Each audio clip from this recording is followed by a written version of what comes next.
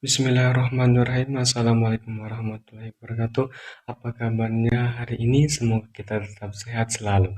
Kembali lagi bersama saya, Bambang Prayogo NPMA 1M020049, kelas 4 dari Prodi Pendidikan IPA. Di sini saya akan melanjutkan video materi konsep manajemen pendidikan tingkat sekolah menengah, di mana materi ini kelanjutan dari video sebelumnya, yaitu tentang konsep manajemen pendidikan tingkat sekolah dasar dengan mata kuliah pengelolaan pendidikan, di mana topik materi yang dibahas itu ada tiga, yaitu A. Konsep manajemen mutu sekolah menengah, B. Konsep mutu pendidikan, dan C. Karakteristik menjadikan sekolah bermutu. A. Konsep manajemen mutu sekolah menengah. Mutu dalam konteks pendidikan menurut Kementerian Pendidikan Nasional sebagaimana dikutip oleh Mulyasa 2002, yaitu mencakup input, proses, outputnya pendidikan sekolah menengah sebagaimana menurut Undang-Undang Nomor 20 Tahun 2003 tentang Sisdiknas, yang menyatakan bahwa sekolah menengah merupakan kelanjutan pendidikan dasar. Sedangkan menurut Peraturan Pemerintah Nomor 29 Tahun 1990 yang menyatakan bahwa pendidikan menengah adalah pendidikan yang diselenggarakan bagi lulusan pendidikan dasar. Jadi, manajemen mutu sekolah menengah adalah upaya yang dilakukan dalam memperbaiki kualitas sebuah lembaga pendidikan tingkat menengah atau SMP, SMA, atau K ataupun MA guna tercapainya tujuan pendidikan. B. Konsep mutu pendidikan. Konsep mutu pendidikan itu ada tiga, yaitu input, setelah itu proses, dan terakhir output. Pada input itu sasarannya yaitu kepala sekolah, guru, pegawai, ahli, fasilitas lengkap, lingkungan kondusif, kurikulum berstandar tinggi, dana, siswa yang terseleksi, dan pendukung cukup.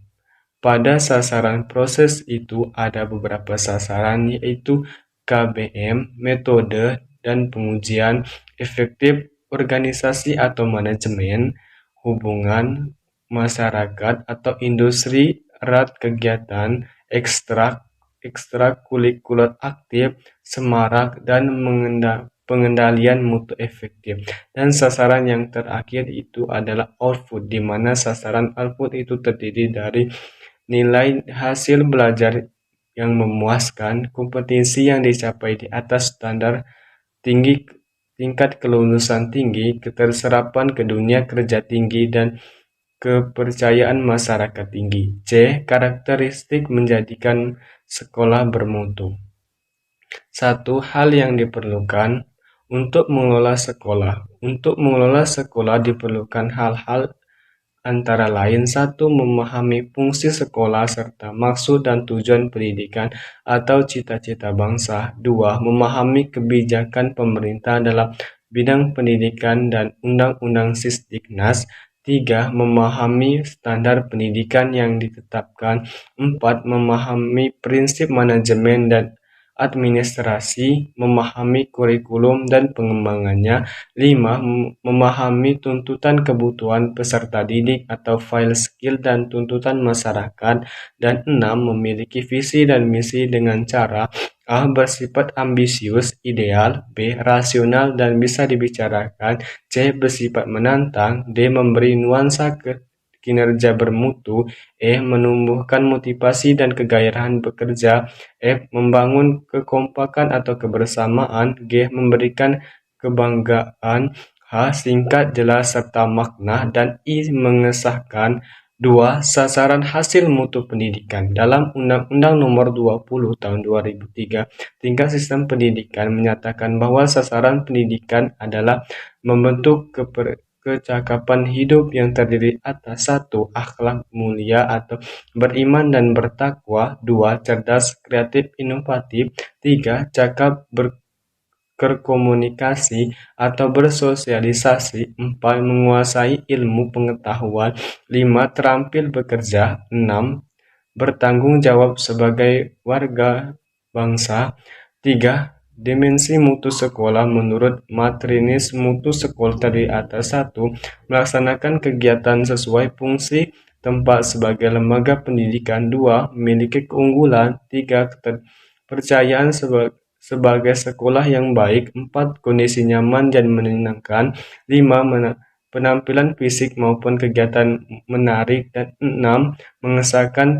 Mengesankan dan favorit. 4. Fokus manajemen sekolah menengah. Pengelolaan sekolah menengah terfokus pada 1. Pembaharuan SMA yang berkelanjutan dalam rangka meningkatkan mutu pendidikan. 2. Implementasi sistem manajemen abad 21 dengan mempertimbangkan peran SMA dalam membangun MBS dan di SMA. 3. Implementasi sistem manajemen di SMA dalam kerangka konsep blend scorecard dengan melakukan sinkronisasi terhadap MBS. 3. Implementasi sistem manajemen SMA dalam kerangka good governance. Dan 4. Implementasi sistem manajemen SMA yang adaptif dengan memperkembangkan ICT. 8. Standar pendidikan sebagai acuan arahan pengelolaan sekolah, yaitu 1. Standar isi antara lain A. Memahami fungsi lembaga sekolah sebagai wawasan wiyata mandalah. B. Melakukan pengembangan kurikulum sekolah atau KTSP termasuk silabus. C. Menyelenggarakan kegiatan intrakurikuler ekstra dan bimbingan konseling. D. Menerapkan pendekatan kurikulum berbasis kompetensi dan strategi PSG. D. Menerapkan struktur program pembelajaran sesuai standar. 2. Standar proses antara lain A. Menerapkan jumlah siswa maksimal per kelas 32 siswa. B. Beban kerja guru mengajar minimal 24 jam per minggu. C. Menerapkan prosedur penyelenggaraan KBM atau penyusunan RPP, pengelolaan kelas dan pembelajaran, penyelenggaraan evaluasi dan penilaian. D. Memberikan pengalaman bekerja yang variatif, eksplorasi, elaborasi, konfirmasi dan pemanfaatan TIK. Dan E. Melaksanakan program prakering. Kemudian 3. Standar kompetensi lulusan antara lain terdiri atas A. Menyusun dan menetapkan KKB. 2. Menetapkan kriteria kenaikan kelas dan kelulusan yang memenuhi standar. C. Mengembangkan kecakapan hidup. D. Mengembangkan kemampuan berkreasi atau berkarya, kemampuan menganalisis informasi. Dan E. Mengembangkan sikap santun, etika, estetika, disiplin sportif, percaya diri. 4. Standar pendidik dan tenaga pendidikan antara lain A. Memenuhi kebutuhan jumlah guru dan tenaga kependidikan sesuai dengan ketentuan. B. Memenuhi kualifikasi akademik. C. Memenuhi kualifikasi khusus atau kepribadian. D. Memenuhi kualifikasi kompetensi di bidang tugasnya. Dan E. Memiliki kemampuan wirausaha. Selanjutnya 4. Standar saran dan prasarana yang terdiri atas A. Sekolah memiliki luas lahan minimal 3.500 meter untuk bangunan satu lantai. B. Memiliki ruangan pembelajaran umum, pembelajaran khusus, ruangan penunjang atau RV, ruangan dengan fasilitas udara dan pencahayaan yang cukup. Dan C. Memiliki sanitasi air bersih yang cukup, saluran air hujan dan air limbah, dan tempat-tempat sampah. Standar pengelolaan antara lain A. Dalam pengelolaan memiliki visi dan misi. B. Memiliki program kerja jangka panjang, menengah, dan program kerja tahunan. C. Memiliki struktur organisasi, tata uraian tugas, dan memaksimalmanisme kerja. D. Menciptakan lingkungan dan iklim kerja kondusif. 6. Standar pembiayaan yaitu A. Sekolah memiliki investasi lahan dan gedung, investasi lainnya, serta biaya untuk operasional dan pengembangan sekolah. B. Memiliki rencana kerja dan rencana anggaran sekolah. C. Pengelolaan dana masyarakat dilakukan transparan, efisien, akuntabel. Dan D. Buku catatan pengelolaan yang lengkap serta pelaporan pertanggungjawaban. 7. Standar penilaian pendidikan yaitu terdiri atas A. Sekolah melaksanakan penilaian hasil belajar dengan pelaksanaan tes ulangan atau ujian sesuai dengan standar operasional prosedur. B. Sekolah menginformasikan secara jelas kepada para siswa tentang kompetensi yang hendak dicapai serta segala rancangan dan kriteria penilaiannya.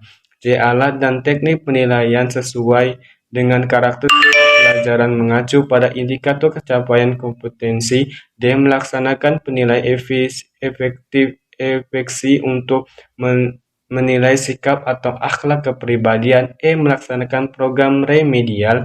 F. Pelaksanaan ujian kompetensi dengan melibatkan unsur studi. Dan 9. Sekolah menetapkan kriteria kenaikan kelas atau kelulusan. Baik, sekian dari video pembelajaran kali ini. Semoga materi ini bermanfaat dan dapat menambah wawasan ilmu pengetahuan kita semua, serta bisa dipahami dengan baik. Tetap jaga kesehatan dan terus belajar dengan semangat. Saya akhiri, terima kasih banyak. Wassalamualaikum warahmatullahi wabarakatuh.